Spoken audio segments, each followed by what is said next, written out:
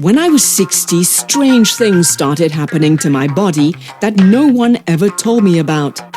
I'm going to talk about these strange things and my journey to find solutions that suited me.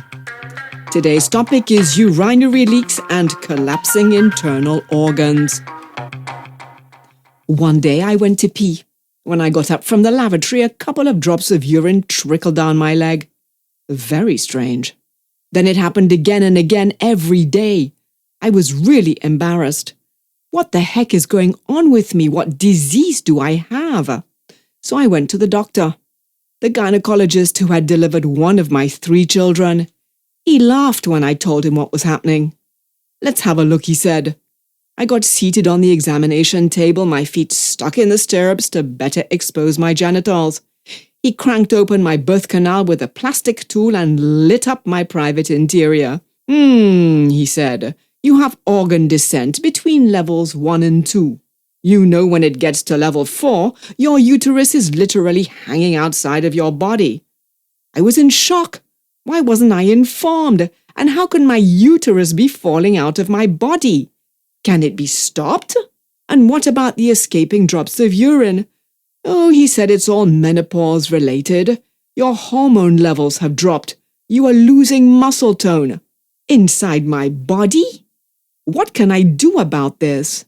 He gave me a prescription for 10 sessions of pelvic physiotherapy with biofeedback, the same exercises that he had given me to do after childbirth.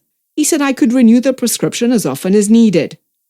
Then he gave me another prescription for hormone replacement. It seemed to me that this was the system, the package offered to women over 60. I went for the physiotherapy with the same therapist who had looked after me after childbirth. I said to him that I didn't understand what was happening. I stay fit, I go to the gym, I work out, I eat well. He asked me if I did sit-ups, crunches to strengthen my abdominals. I said yes all the time. He said crunches and sit-ups push internal organs like the uterus and the bladder towards the exit. It's the worst thing to do, he said. I said, "Are you kidding?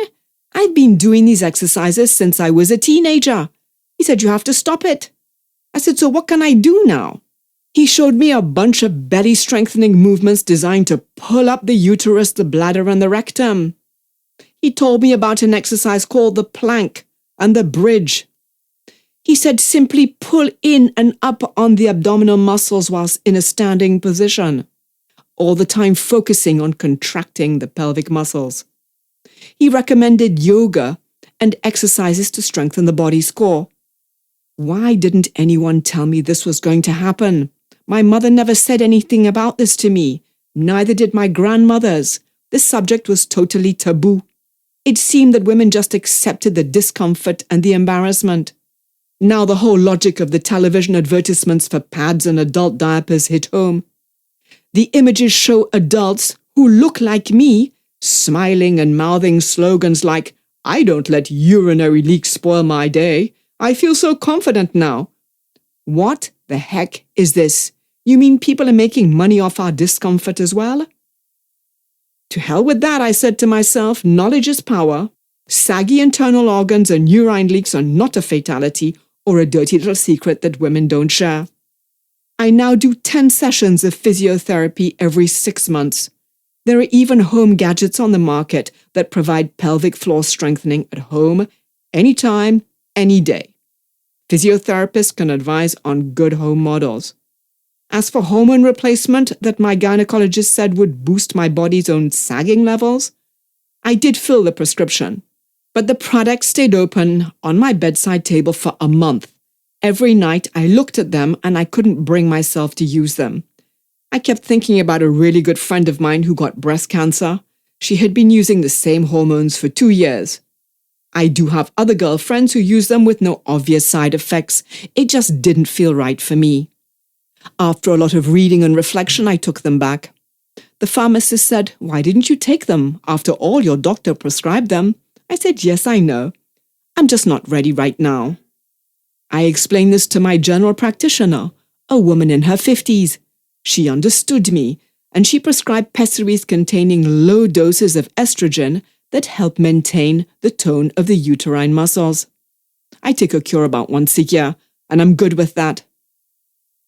I still go to the gym. I work my abdominals differently. I eat well and maintain good bowel movements to reduce pressure on my rectum and the rest of my organs. And I masturbate, with or without a sex toy. There's nothing like a good orgasm to contract those sex organs. Sexual intercourse is also a highly effective workout. When I finish peeing, I stand up halfway. Then I sit back down on the toilet. I find this movement helps expel the last drops of pee in the bowl and not down my legs. I am fending off wearing adult diapers and pads for as long as possible. No matter how glamorous the television advertisements make them appear, I really don't want to start with that yet. I am not a doctor, simply a woman with experience who has learned that when something does not feel right, it's time to start asking questions.